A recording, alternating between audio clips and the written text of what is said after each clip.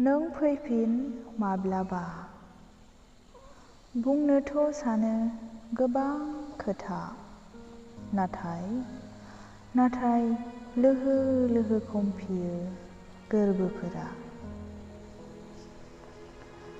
बाथ्राफोरनो गुस्थिनि गोनांथि गैयाब्ला मेगनानो गासै खोथाफोरखौ फोरमायजोबो।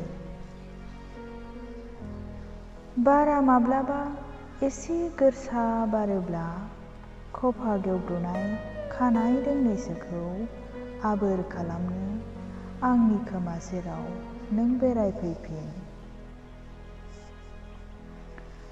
नोंखौ गोसोखांनो आं दसेबो बावगारा, मोजां मोनोदि गोसोखांना।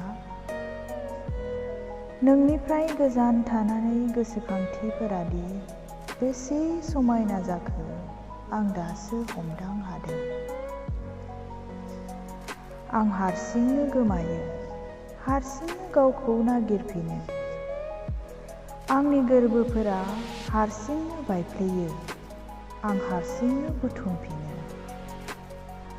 आं हारसिंनो गाबो, हारसिंनो गावखौ बुरखायफिनो।